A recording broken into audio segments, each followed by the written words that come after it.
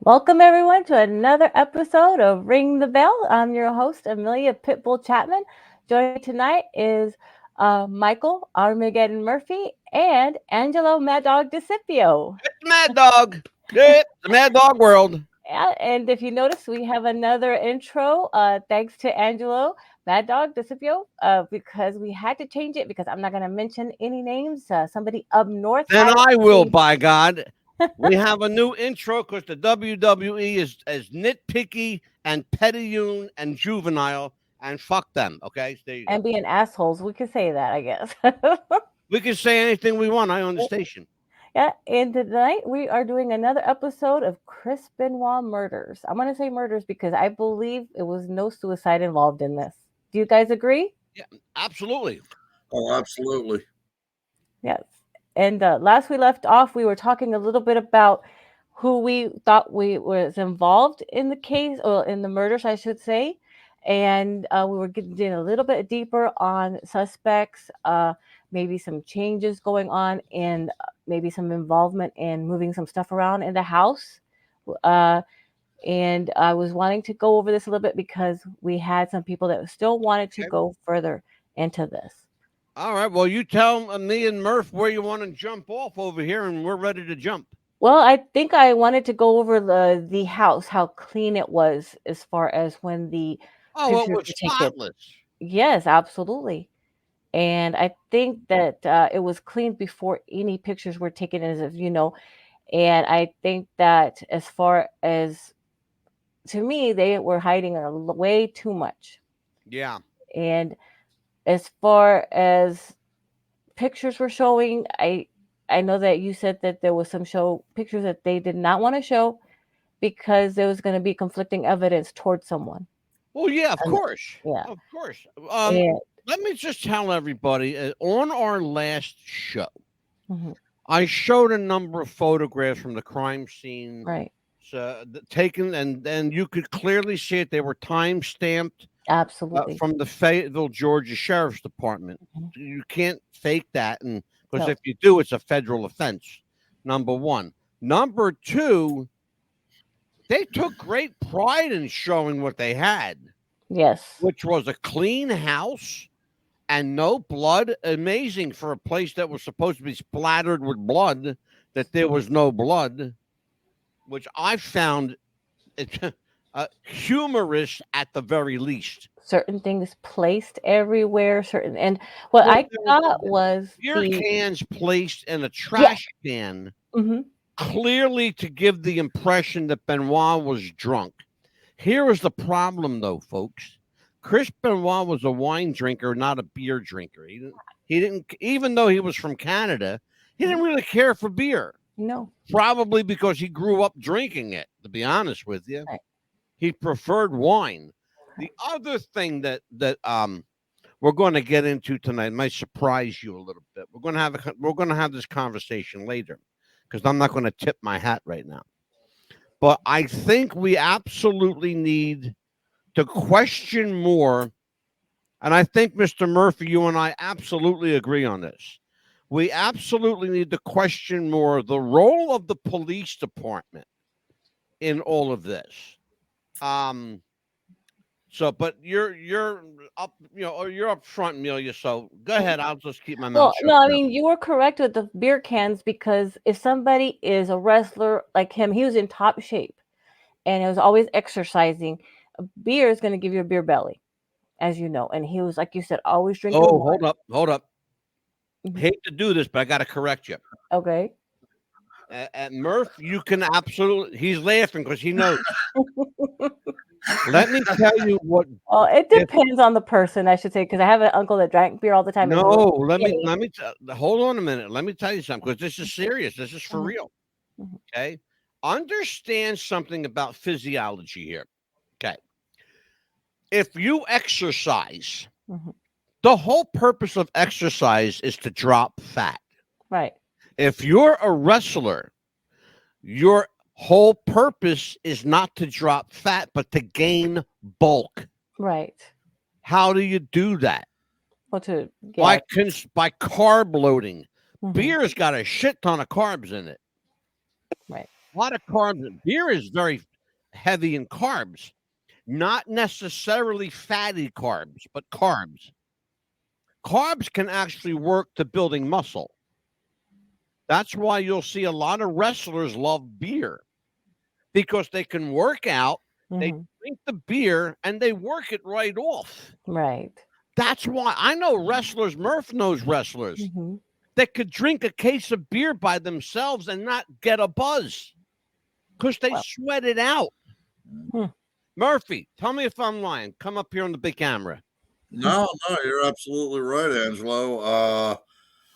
Most wrestlers that I've known, uh, I know one wrestler in particular, a very famous wrestler. I'm not going to say his name, but that cat wouldn't hit the ring until he at least had a 12 pack.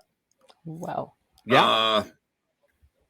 Yeah, I mean, you've heard it said that most wrestlers, you know, I forget who it was, but somebody said most wrestlers you meet are the biggest drug addicts and alcoholics you'll ever meet in your life. Mm. Well, Because there's a reason for that. There's a reason for that. We know the reason. Right. They're never home. They're on the road and all the it's time. exactly you're And on the what is road. also You're on the road. You're doing meet and greets. Hmm. The promoter after the show may have a meet and greet or an after show party set up at the local bar in that town.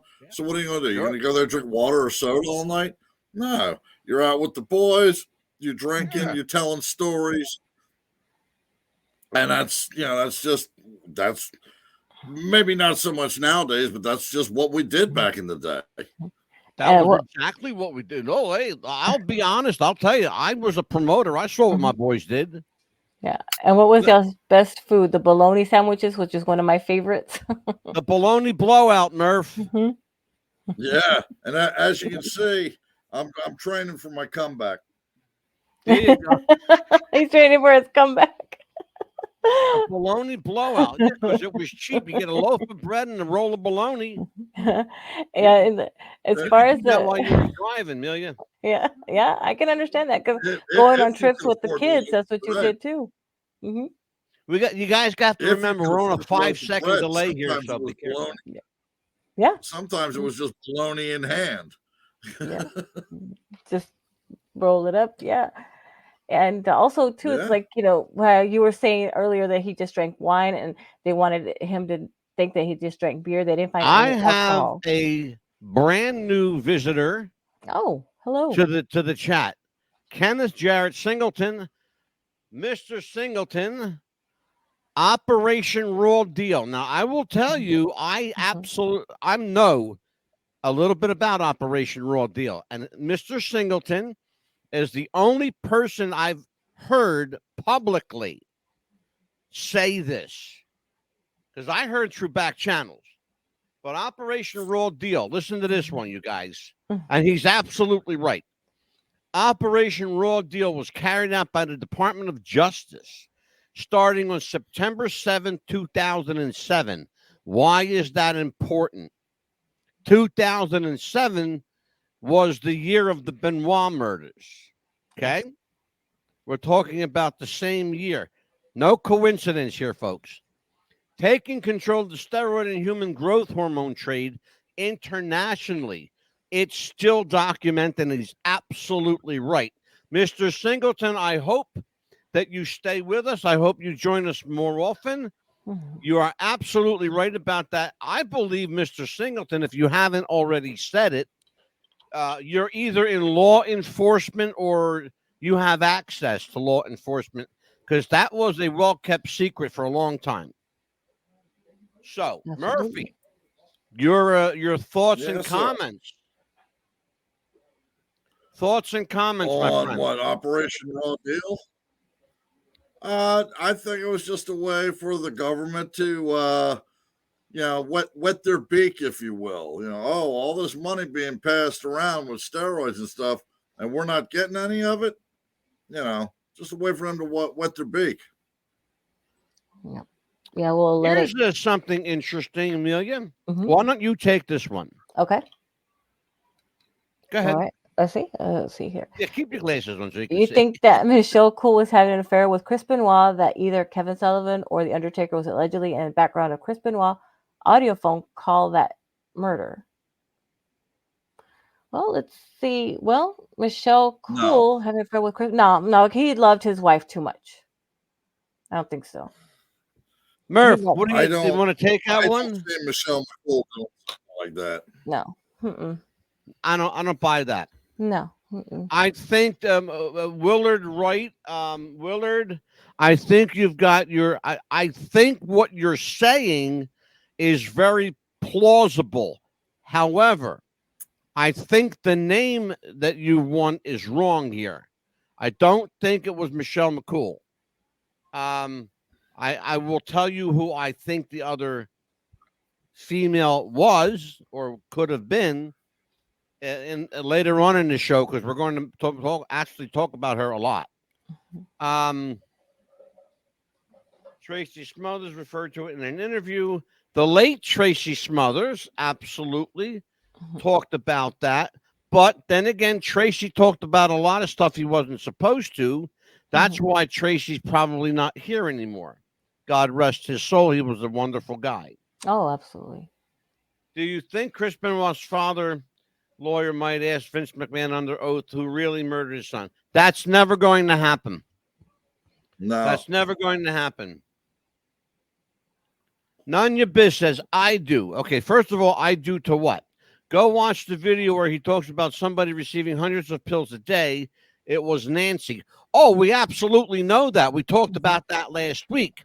Nancy Benoit was under federal indictment, by the way, for racketeering and pills, by the way. So if you guys don't know, Nancy Benoit was no innocent here. No. And I hate to victimize the victim, but she was no innocent here. We already know that she was stopped at Philadelphia International Airport at the Delta terminal trying to get through with a cachet of pills, Oh, yes. you know? So, I mean, we got to talk about this. Look, if we're going to talk about it, we got to talk about it. We got to be straight up here because we're talking about real people with real problems. And Chris and Nancy had problems together, but Chris and Nancy also had problems individually, separately. Okay. And I got news for you. And I'm just going to come out on a limb here and tell you, I don't think Chris Benoit knew what his wife was into. No. That's just my take on it. No. What I don't know what you want to call it, like a gut feeling or a sixth sense or whatever you want to call it. What you will, call it what you will. I think that she was. I think that she was up to some dirty. Okay, I really do. I think she was up to some dirty. Yeah. Go ahead, Amelia. I think that, like, you were right in that angle. I think that they were. It was could have been the mafia trying to play them against each other. Say, you do this for me, and your husband's already doing this. I want you to do this. You went there, Murph. Or, you know what?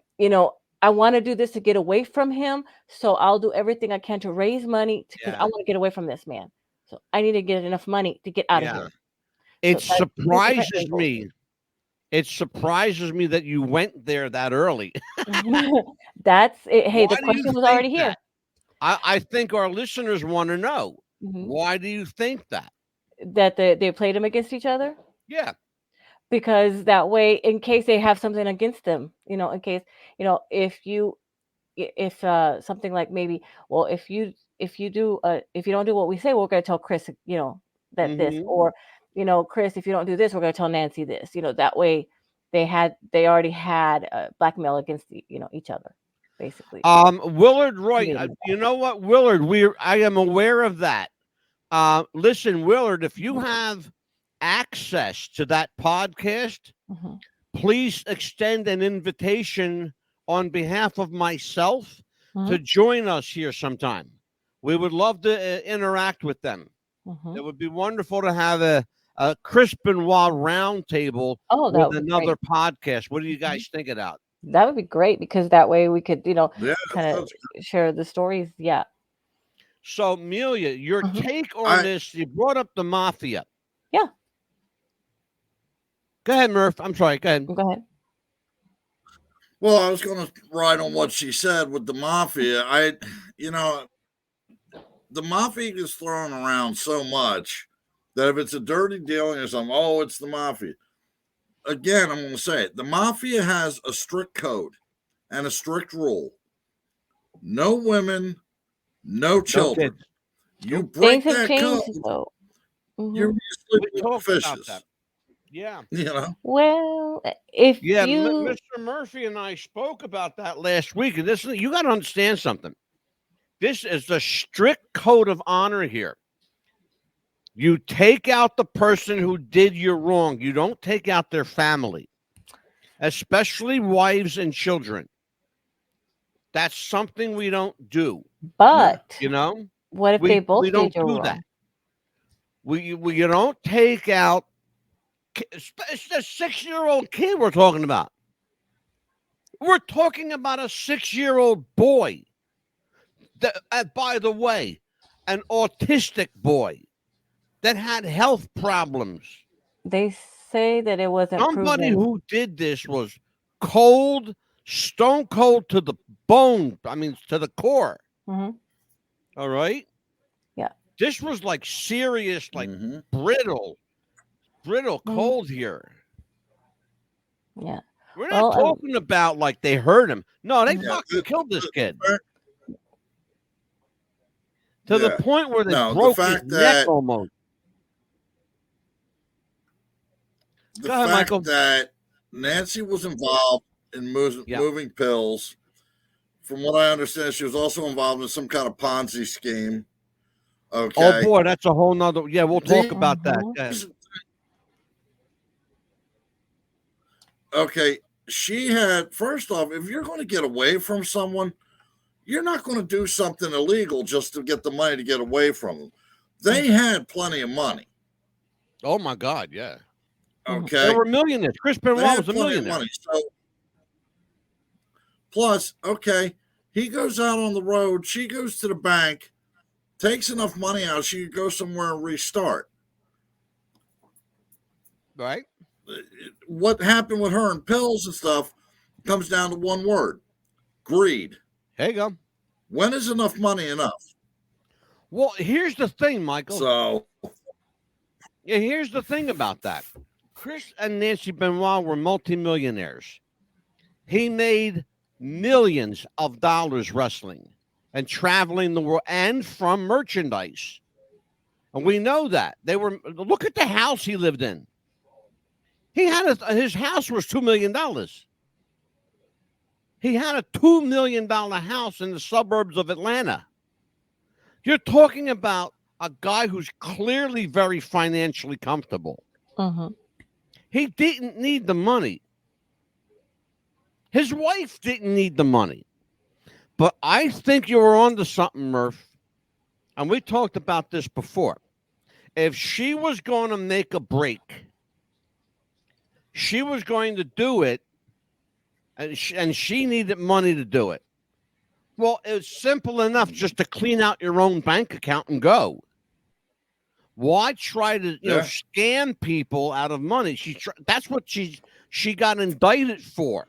Mhm.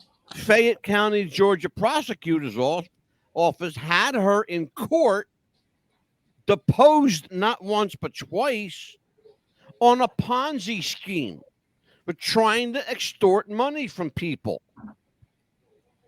Okay, well, listen. Going back to what Michael said, how much is enough? How much money do you fucking need? Mhm. Unless they were going broke and she didn't tell him anything, maybe they could have gone Well, I that don't way. know about all that. I mean, You you know, think it's about just. something. Well, I mean, that's another rabbit hole, but you know what I mean. And also, too, she could have done something wrong. She could have been having an affair on him. You don't know. I mean, there's so many different factors in this too. So, and the beer Right. cans, we don't know where they came from as well too. I'm gonna go ahead, Mike. here's the thing, Amelia. Here's what was going down with Chris Benoit at that time. you had 3 tiers in WWE.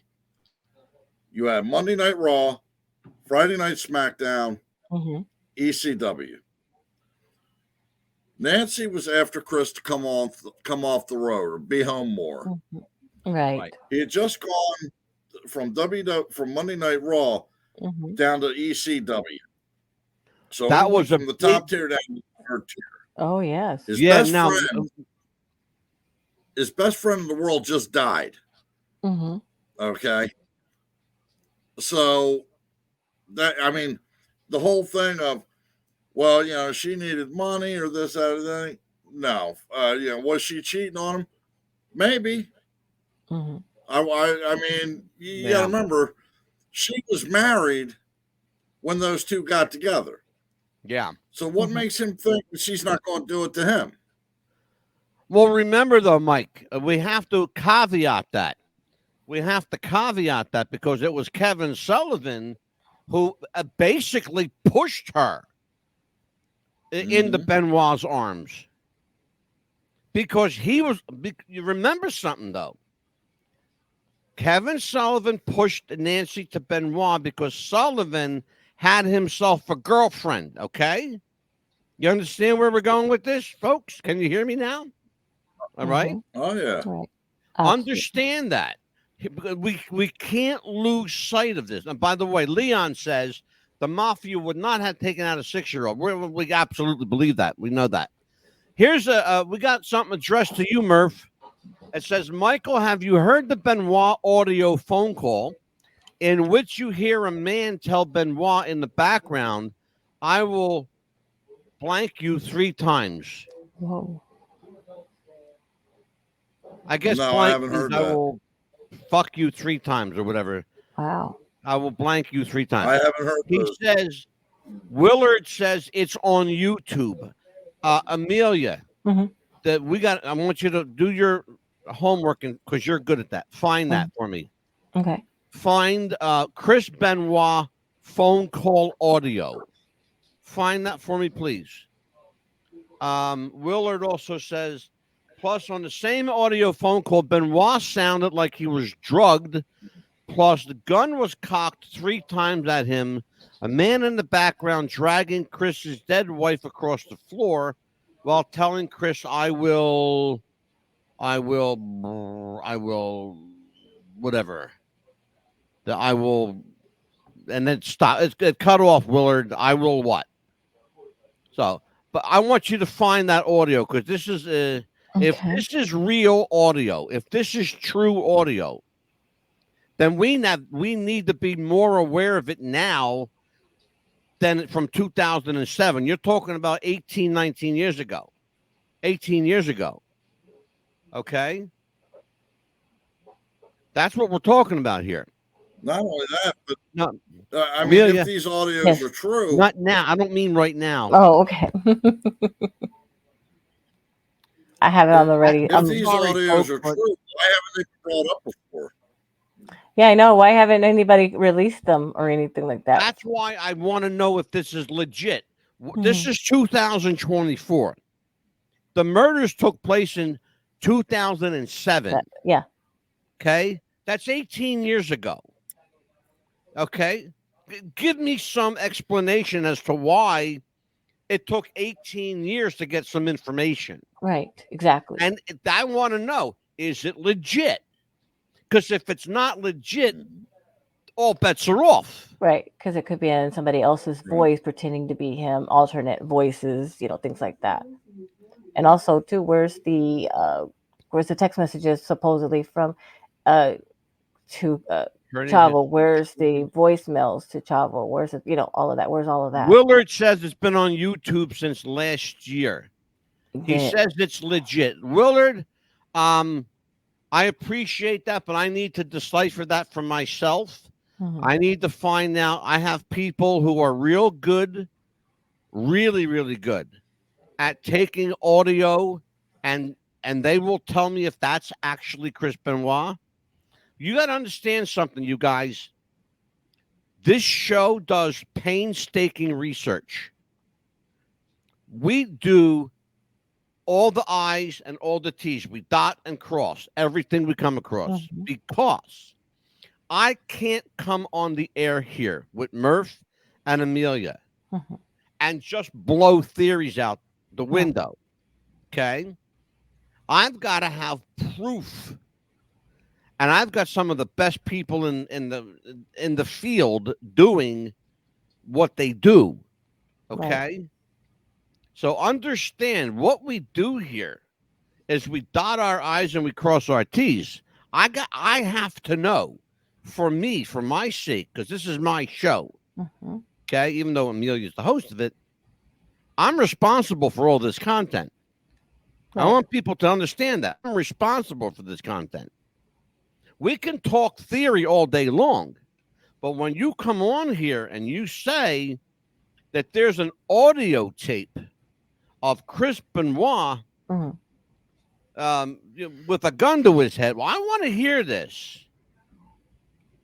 Co-conspiracy with the audio Benoit. I want to hear this. Amelia, your job tonight, please, or tomorrow. You got to get a hold of this audio. Absolutely. I need to hear this. Absolutely. Because I need to hear this too. Yeah, I can't. Willard, thank you, by the way, Willard. Great call on that, but I have to know, brother. I have to know for us. I got to know. All right. So, thank you though, and stay with us here tonight. Stay with us. Yes, absolutely. Listen, folks, I am up against a hard break. We will be right back after this. Be right there. Wait. Use the shovel and bucket of water, remember? Drown, stir, drown, feel. Then make sure it's cool. Where'd you learn that? SmokeyBear.com. Brushed up on some tips before we left. Don't want to start a wildfire, right? Only you can prevent wildfires. If I could be you, and you could be me for just 1 hour. Walk a mile in my shoes. Walk a mile in my shoes. Substance use disorder and addiction is so isolating. And so, as a Black woman in recovery, hope must be loud. It grows louder when you ask for help and you're vulnerable. It is the thread that lets you know that no matter what happens, you will be okay.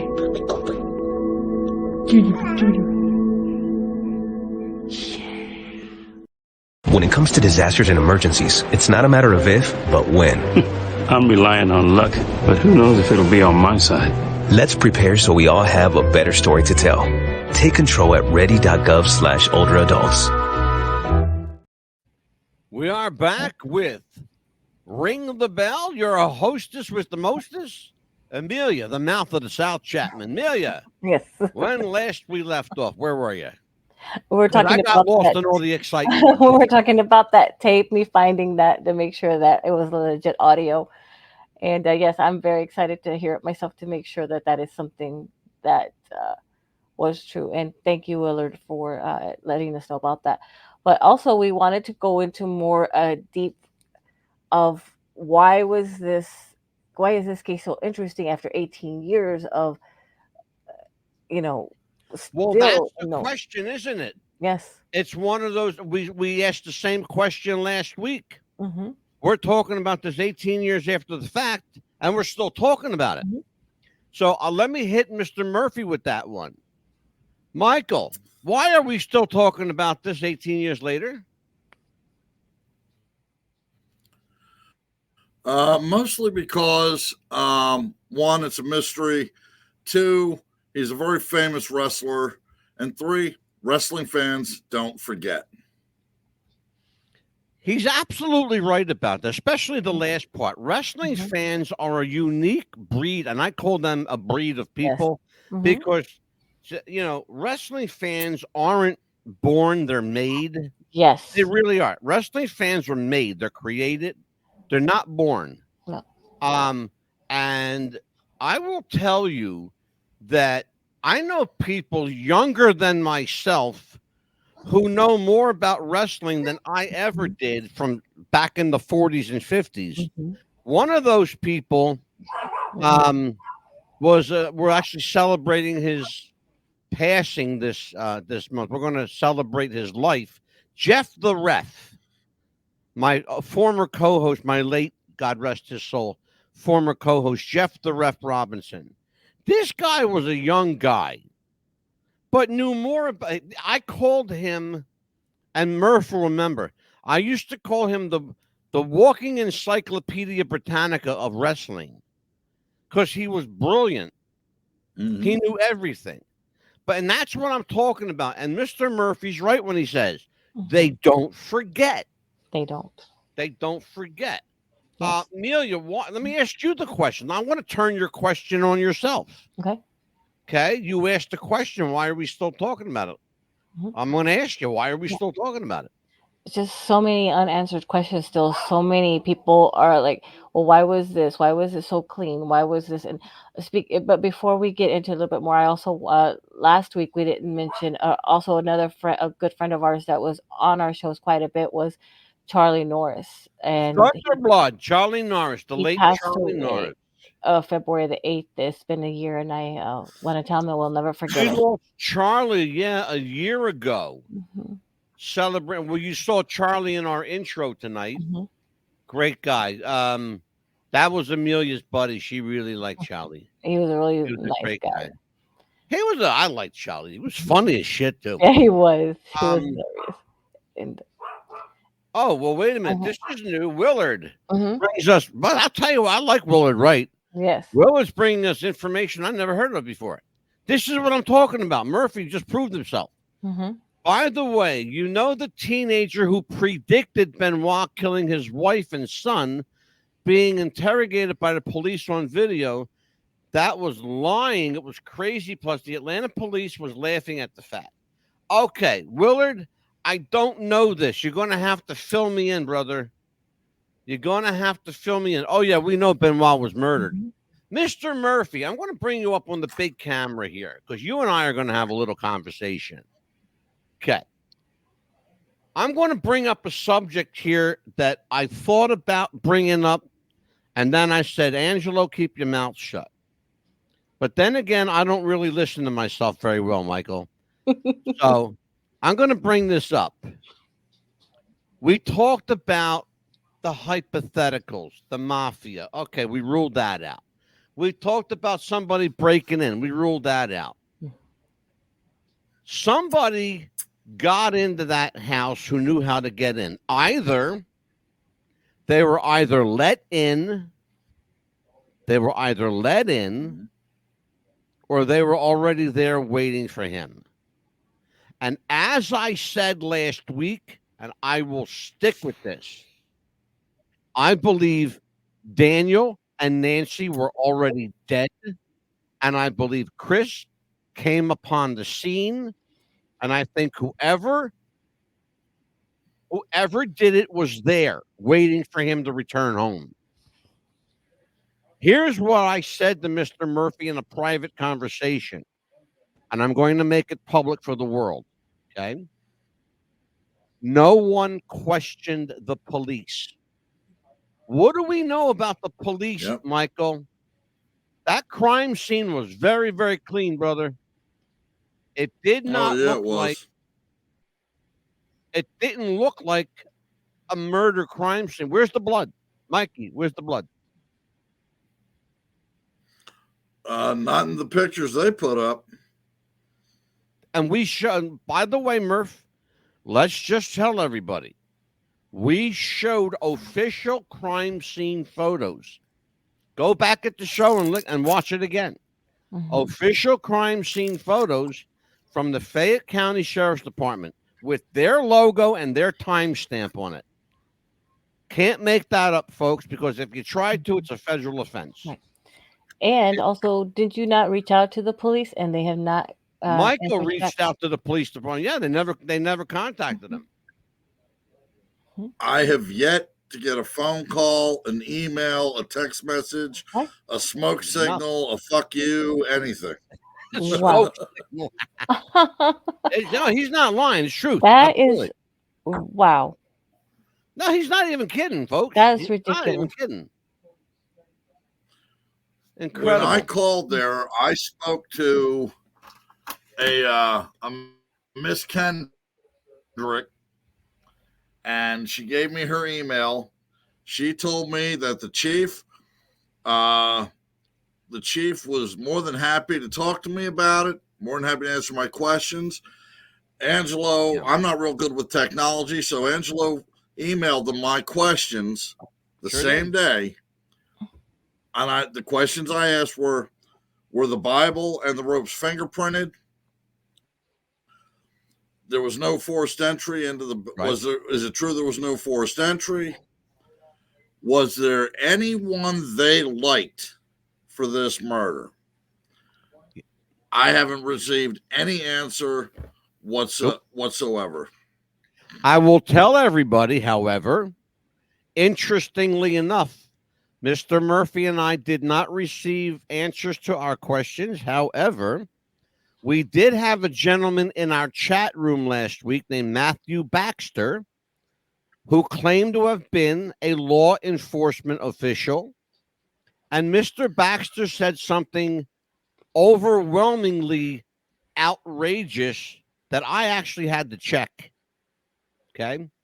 And the guy wasn't lying. Listen to this one, ladies and gentlemen.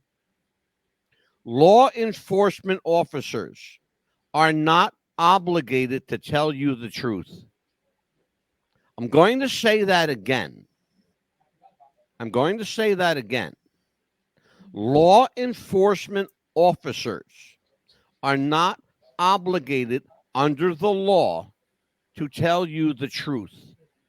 In other words, ladies and gentlemen, listening to my voice around the world, your police officers, your police department can literally get away with lying to you because they're protected by law. Right. Are you hearing what I'm saying? Where's my phone? Mhm. Can you hear me now? Yes. Okay. Go ahead, Michael. They're protected by what's called qualified immunity. There's a term called qualified immunity, and that's exactly what I found out. Okay. They're also protected by something called plausible deniability. If they don't say it, it never happened. Right. And you You also have a understand? screenshot of that too. So Michael, there is a question for you. It is true, Michael, that the supposed to be suicide book was not found in the house, but a day later outside the driveway in a trash can. Now, what he's talking about is important because Chris Benoit did, in fact, leave a suicide note, but it wasn't in his handwriting, strangely enough. And they found it outside in the trash can. You were never told that, were you? We're finding this out 18 years later. All right? Yeah, I never heard anything about that. Yeah. 17 years later, you're hearing about this. Oh, Nettie is here from Japan. Hey, how are you? Sorry, nothing to do with this case. I thought your program was about Jean Benet. No, we already did the Jean Benet case. We will, if you want, we will redo Jean Benet and do another one, Sage of Quay. By the way, Sage of Quay, shout out to my friend Mike Williams. Great guy. I haven't seen Mike in a little while. He's a great guy. They lie. They work for the government. They are above the law. Yes, we've just been told that they are above the law. We've got one here. Samad Newman. Oh, Samad Newman. I think that someone was jealous of Chris Benoit and must have created a lot of enemies. The murderers probably could have known. We said that.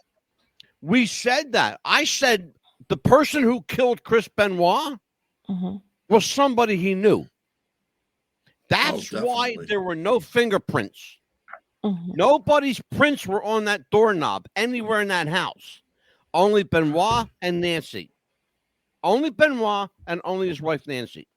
They were the only prints in that house. And there was nothing, I mean, folks, nothing on that doorknob from anyone else. Whoever killed him, he let them in the house. Or, as I previously stated, they were already there waiting for him. Somebody got in the house. They either had a key or they knew how to get in, because you don't have to turn the knob when you turn the key. You can turn the key and push the door open with your elbow. I know. I've done it plenty of times carrying groceries. Right.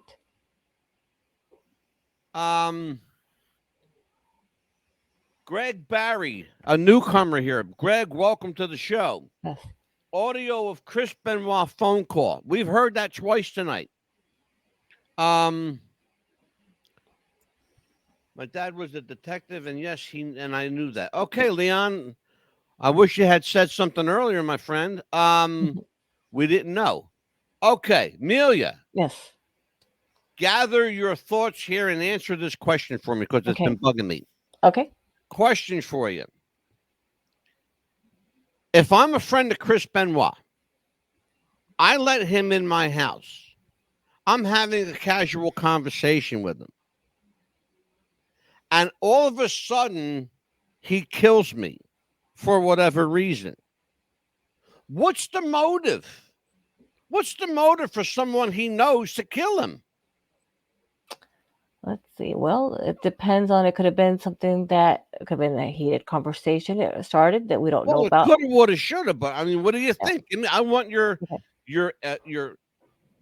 intellectually curious mind to tell me visceral, guttural. What do you think from the gut? Okay, let's see. Don't think about this answer. Just let it blow. Okay, somebody that he knew could have been somebody that was next up for the title. Could have been somebody that wanted the money. Could have wanted the connection for their deal. Well, yeah, I can see that, but here's the problem: he wasn't holding the title at the time, or maybe been in the lead for the title, or he said, "You know what? Get rid of Chris Benoit. I'll give you the deal of you doing my shipment." I don't know. Michael, what do you think about that? It's interesting. It's very interesting. I'll give you that. You're making me think about something. Go ahead, Murph. Silence. I think silence was the key. That's the answer. That's the answer. He was going to speak about something. Benoit, in the days before he died, was about to speak. Mm-hmm. He was about to let things blow on WWE. He wasn't happy there. Remember, Michael Murphy already told you one reason he wasn't happy there. He went from the main roster down to ECW, the lowest of the low. Okay? Nobody watched ECW version of WWE. That's why it lasted a couple of months and they killed it. Yeah. All right?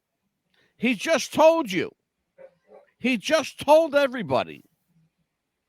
Chris Benoit went from the top of the mountain into the basement. Okay? What did he have? What was there for him? There were no titles that he needed. Mm-hmm. He was already the world champion. What else was there to get? Yeah, well, then also he could have been very forgetful too, because remember supposedly his brain was a brain of an 80-something-year-old person too. You know, can I be honest with you guys? Mm-hmm. I've heard that. I'm with you, Murph. I'm with you. I think it's bullshit. Mm-hmm. I don't buy that. I think that whole test was made up. I think it was all contrived. I think it was bullshit. And listen to me carefully, folks. Again, I'm going to give you a can you hear me now moment. The person who did the test on the brain was Christopher Nowinski. Who's Christopher Nowinski? He's a former contestant on Tough Enough who became a WWE wrestler, who left wrestling to take up his doctorate in, of all things, neurology, the study of the brain. You understand? Can you hear me now? Can you? Oh. Also, go ahead, Michael. Now, I was a wrestler. I wrestled actively for about 20 years. I've had about 6 concussions. Okay. Mm-hmm. But I've had 6 concussions, but I'm feeling much better now. But I've had 6 documented concussions. Not slurring my words, not walking around like a feeble old man. Yep. I'm cognitive of what's going on around me, what today's date is, who's president, all that. I don't buy that CTE or CET or whatever, ABCD, whatever that shit is. The CT PET scan. Mm-hmm. Yeah, I don't buy that bullshit. We don't. No, Michael and I don't buy that. Let me tell you something. Mike worked for me with a concussion. He got his bell rung that night. Okay. And he was fine the entire night. And even went up to his room and drove home the next morning, him and his wife. Mm-hmm. At the time, wife. Okay? Yeah. You get your bell rung, you know it. Okay? You know it. Oh, yeah.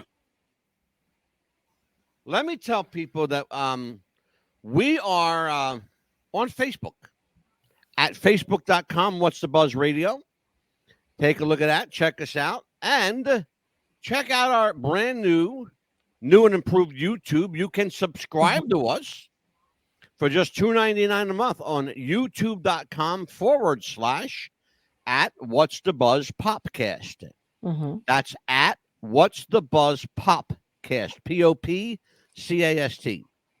$2.99 a month gets you gold membership. It gets you never before seen footage of the show. We will present to you interviews that are not on our general public show. You'll get access to private chats and interviews, and more importantly, $2.99 a month will entitle you to come on the show with us. Mm-hmm. You can come on right here. Yes. And hang out with us and talk. We also have a Ring the Bell page on Facebook. We also have a Ring the Bell page, which Amelia is going to let me in one of these days because I still don't know how to get in. I don't know how to get into that. You know me and Facebook, okay? Me and Facebook don't get along. I don't know how to get social media people. I have trouble getting into my messenger, okay? Because I don't know how. He hates social media people. Oh, my God, this room drives me crazy. Anyway, we got more people in the chat. Okay, here we go. Judy Lee Carter says, I think the audio is under Chris Benoit is innocent. Got it written down. I'll be looking at it soon. Yes, Chris Benoit is innocent. Amelia, check that out. We need to do that. I got it written down, ready to go ahead of you already. Thank you. Samad Newman says, you're probably right. It could have been a group of people that took Benoit out of the picture. Investigation was paid. Yes, we absolutely, me and Murphy and Amelia, we all agree. The police investigation was the shoddiest work we've ever seen. And by the way, just so you guys have a point of reference, Mr. Murphy's brother is a retired Pennsylvania state trooper. So he's got very, very fresh working knowledge of the police, okay? Plus, Mr. Murphy did stuff. Yeah. Police-oriented stuff. Right. That I can't talk. Shut up, Michael. I'm not telling him. But one thing to me is why wouldn't they have dropped the little boy off at a family member's house? I mean, couldn't they have at least decently done that? Amelia, that's the question that I asked before. I still have yet to get an answer for it. I mean, if you're going to take care of the mom, you're going to kill the mom. Right. Okay. She's a grown woman.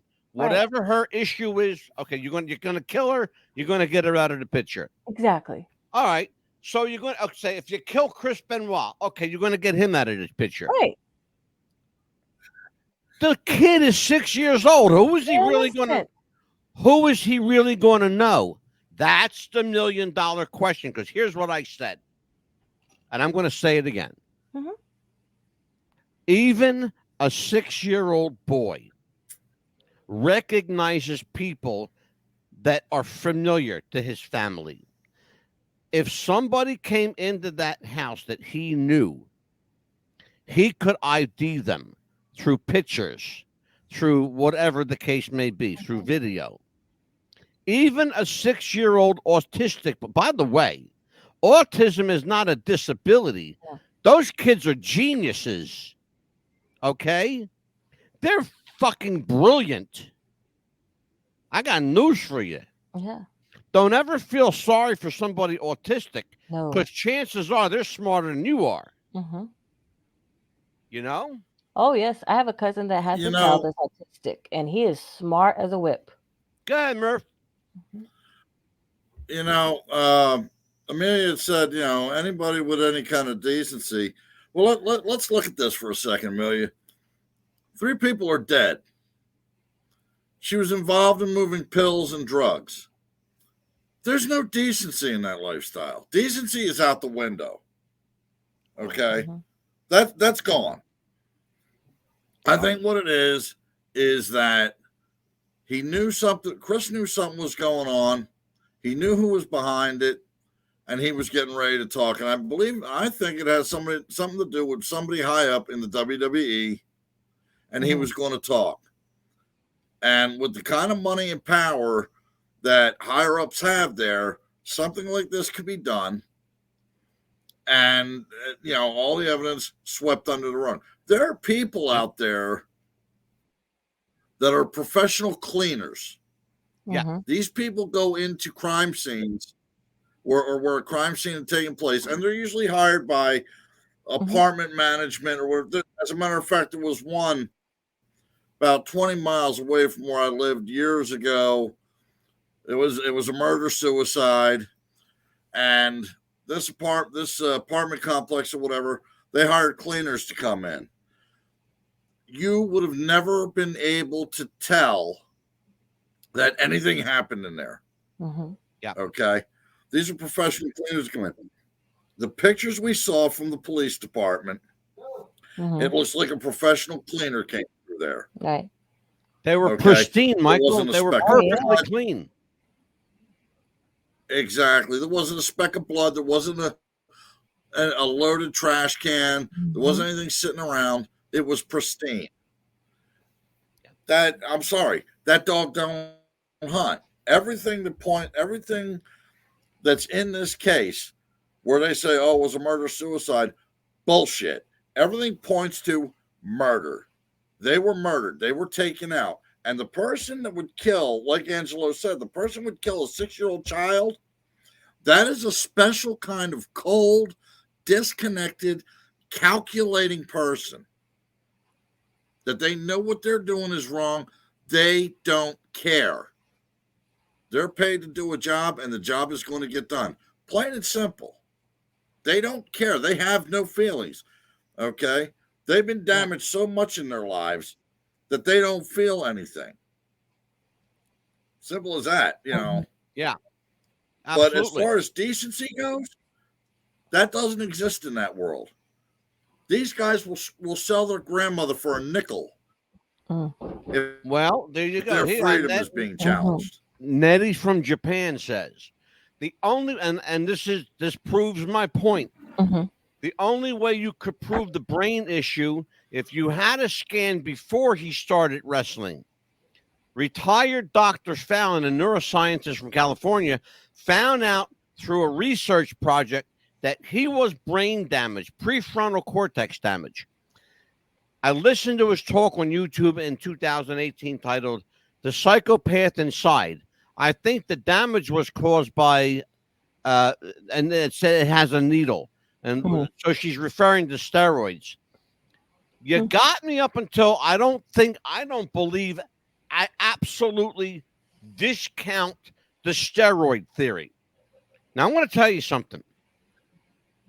If you want to consider roid rage as a prelim to murder, then I want you to think about something.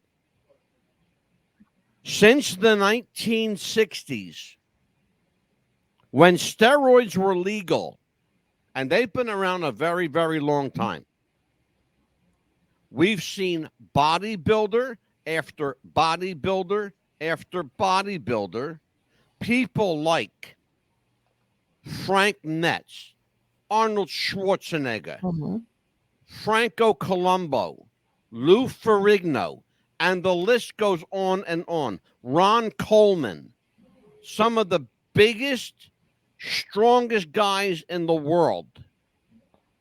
They all did steroids. All of them, including Arnold. All of them. Not one case of roid rage. So take that roid rage and flush it down the toilet, because it doesn't exist. It does not exist.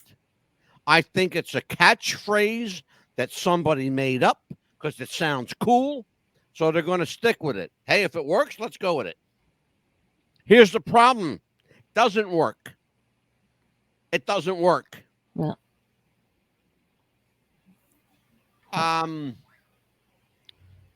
So I digress, folks. I got a little carried away there. No, it's a great subject to go into, because, like, you're right. I mean, you have to show that, and like you said, so many different people took the same drug and nothing happened. Willard Wright says, did you hear how Eddie Guerrero really died a week before he got a steroid by mistake? Came out on YouTube. Well, let me tell you how he really died, because I happen to know, because I have some information, and inside information, WWE information. Eddie Guerrero died of a heart attack induced by his health. He was born with a congenital heart defect. Okay? Eddie Guerrero wasn't supposed to live past 30. All right? He was 38, was it, when he passed? I believe so. Almost 40, yeah. Almost 40? Okay. So he outlived his expiration date. Let me tell you guys, folks, we do research here. When a question like this comes up, I have the answer for it. Okay? That's Willard, how he really died.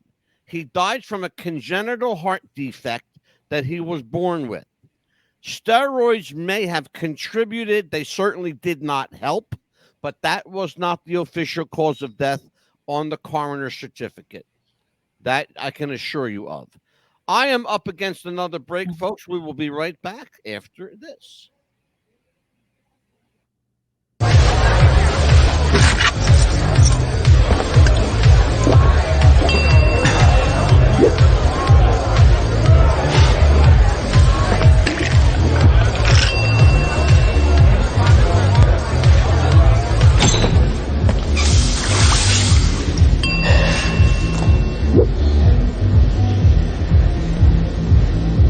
If you need to do something to feel okay to drive, you're not okay to drive. Don't drive buzzed. Are you ready to help your family get prepared for the unexpected? Here we go! Ladybug and Cat Noir know how important it is to be ready, because you never know when Hawkmoth is going to strike or a disaster will hit. And you don't need miraculous powers. Just put those planning skills you already have to good use. Make a plan that will help you and your family be ready when emergencies happen. Ready Kids can help. Get started at ready.gov/kids.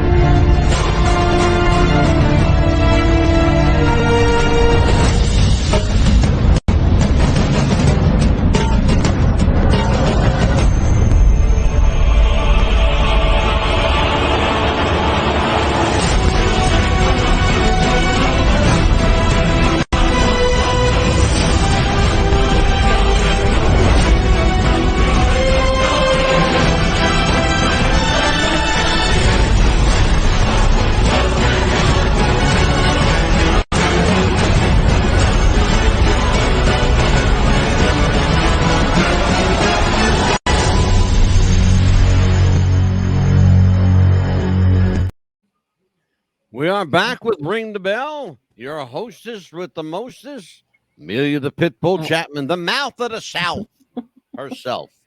When last we left off, I have a really interesting comment here in the chat room. This is from Captain Miserable, who was with us before. Hey, welcome back, Captain. Hey, Haven't seen you a bit.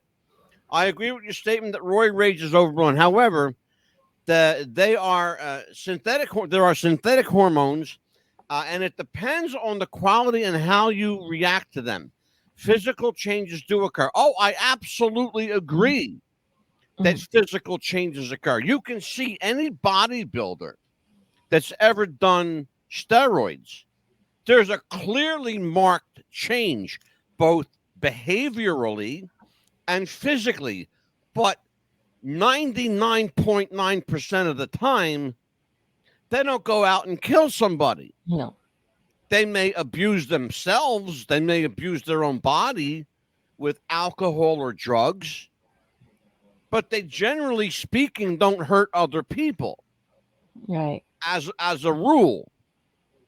The problem is somebody here, in this case, in the Chris Benoit case, wanted it to appear like somebody was on a roid rage. Right. Okay. But clearly they weren't. Somebody went into that home, and I said it before and I'll say it again. I'm going to stick to this story because I believe we can prove it. Somebody went into that home. They were already there waiting for Chris to return, or he let them in. I think, however, common sense is telling me he walked into his home seeing his son and wife dead. I think they were waiting for him. I think whoever took them out, and they were hit. That was a hit, okay? That was a hit. Whoever took them out was waiting. I want to hear this Benoit phone call. I need now. I need to hear this Benoit phone call. So, folks, guess what? There's going to be a part 3 next week on this because we're not going to let this show go until we've heard that call. And then Amelia and Mr. Murphy and myself, then we can go on to the next subject. Yeah. Which I think is going to be about Billy Jack Hayes. I think is going to be another interesting case. Say that one again, Amelia. Billy Jack Hayes. Oh, Billy Jack. We're going to talk about him at the end of the show. We're going to talk about that. Captain Mrs. No, I agree with that. Yes. Absolutely, Captain. You better believe it. I'm with you. I'm with the captain on this one for sure. Bullet Right says that Eddie, the legendary promo against Brock Lesnar, was like gospel plus. Didn't Austin say in the way it was yes, absolutely, of course. Absolutely. That's why he walked out of the WWF. He went home. Yeah, smartest thing he could have, probably saved his life that way too. Folks, I got news for you. We're out of time tonight. Oh no. Yeah. We are out of time. Amelia, tell everybody what's coming up. Well, I know that we're going to have an exciting show coming up, actually. We're going to have a Life After Death show coming up, actually. Starting on the 19th. We're going to have Angie Fenimore. A what? What kind of show are we going to have? Life After Death. A Life After Death show? Yes. I mean, people come back from that stuff? That's what they say. We're going to have a lady talk about that she died and came Murphy, back. where do you stand? Do you believe that, Murph? You believe there's life after death? Well, I believe in the paranormal. As far as people coming back, there's only one guy I know of, and he's already got the job. True. Okay, go ahead, Neil. Oh, well, that's the name of the show, of course. But the Gangster Code, Angela's going to be hosting that. It's going to be an all-guys show with that, with Louis Ferrante. We are going to talk to Louis Ferrante. Let me tell you who Louis Ferrante is. I'm going to get up here. Yeah, because I'm that's going gonna to be get up your here. show, Mark actually. Bronte is a former Gambino family associate, former worker of John Gotti, the late great John Gotti. Did I just say that? Yes, I did. The late John Gotti. He is a guy who got out of the life, the mafia life, and Oh. he's written 2 books about the life. We're going to talk about his first book, what it was like to be the button man. What it was like. They called him Big Lou. Big Lou was a bodybuilder. Talk about a guy that abused steroids. Big Lou, he did some steroids in his time. Mr. Murphy and I will talk to him about his life in the mob. Yep. What it was like, how he got out, and why is he still alive? I'll be on assignment, but I'll be watching. Well, you going somewhere? No, I'll be on assignment, be watching. Oh, we got somebody in the chat wants to say something. Your assignment is to your couch to watch the show. No, I'll be watching. That's funny. That's funny. Let's see here. Yeah, I'm gonna get to that in a minute. Somebody clicked on that. Amelia, did you do that? He was telling you what that meant about the life after death. And then also on the 26th, we have a returning guest bringing on 2 people with him. Tell me. I'm excited. Tell me. Brian Saponis is coming back. Actor Brian Saponis. Yes. He's bringing back, he's coming with Mark Cantu and Jesse Hutchins. They are producer and director. They're movie guys. They make movies. Yes. They make horror movies, as a matter of fact. Yeah, they're going to be talking about my favorite kind of movies. They're going to be talking about Grind. Grind is a real interesting movie. We'll talk about that on our other show. Yes. I am excited to tell everybody. We have a new show coming to the network. I'm not going to tell you what it's called yet because we don't know what it's called. Don't know. They haven't told me yet. The people that are doing the show, they were guests last night on our show.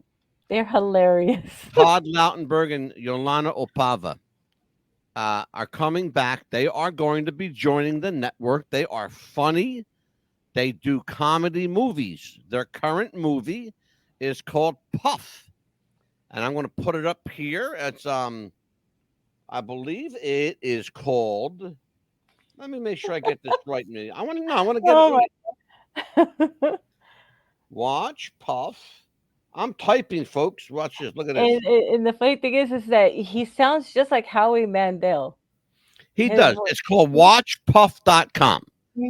WatchPuff.com. That is the movie. It's called Puff. And they want you to watch Puff.com. Right. That's Todd Lautenberg and Yolanda are going to be our next new show. So we haven't figured out a title for it yet. We're going to talk tomorrow. And but I'm excited to have them. I like them. They're fun people. They're hilarious. You know what I like about them? All you got to do is say hello, and they're off to the races. You don't have to say nothing else except hello. Yep. They're great talk show guests.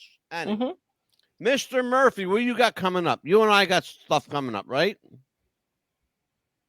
Yeah, we've got the gangster show coming up.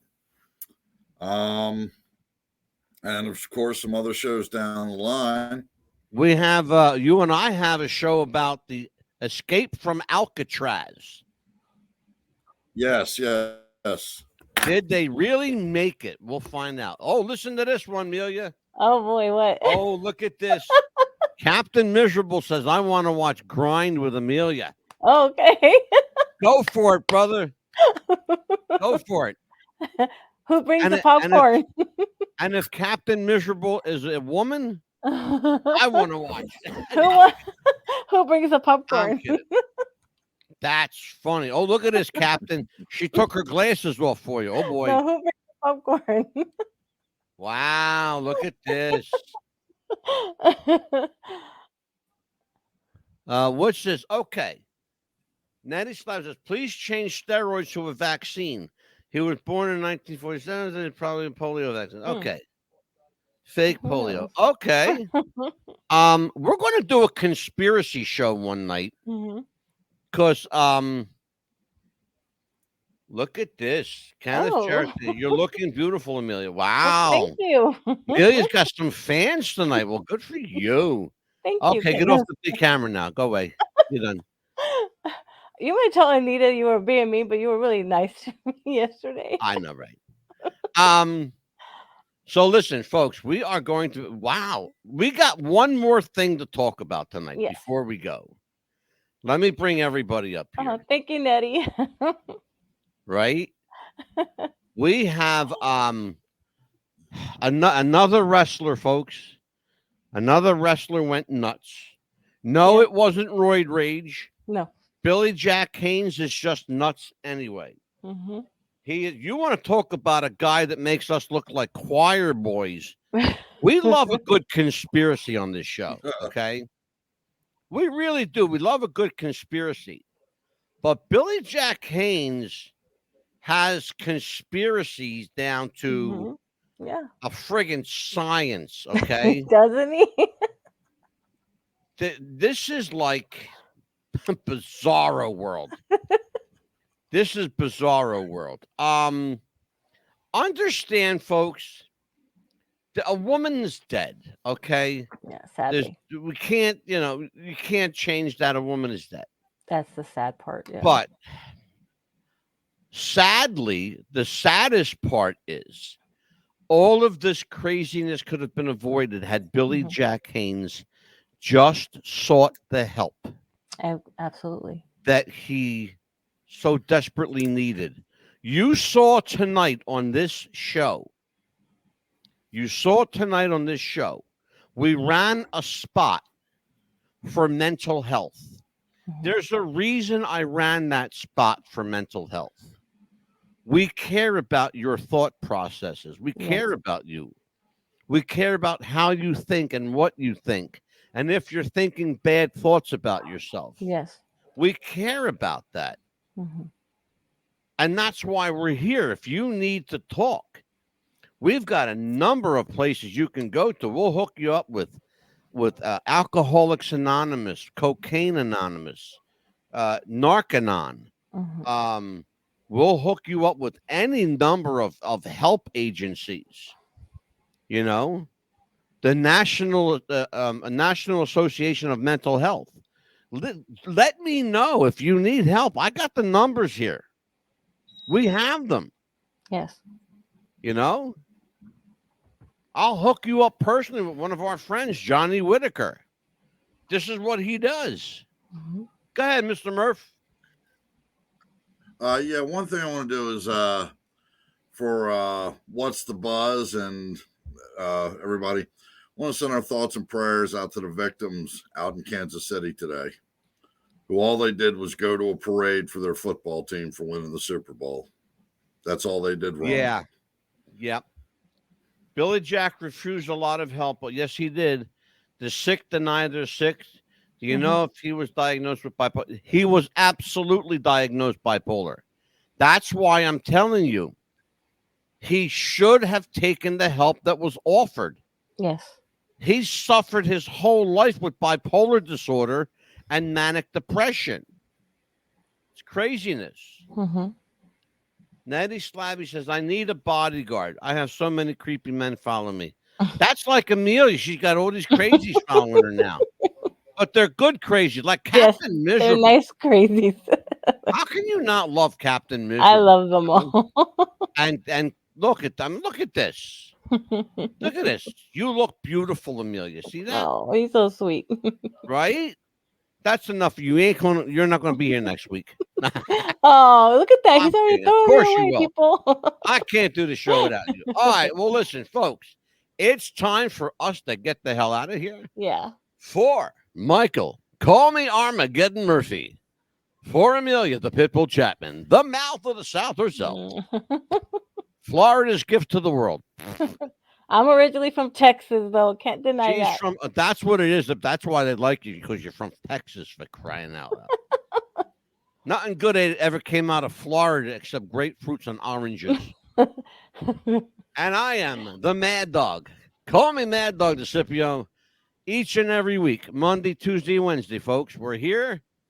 What's the Buzz podcast every Monday and Tuesday. Ring the bell on Wednesdays with Amelia. Mm-hmm. We're going to say goodnight. We'll see you next week. Take care. Love you all. God bless. And bye-bye. let's go.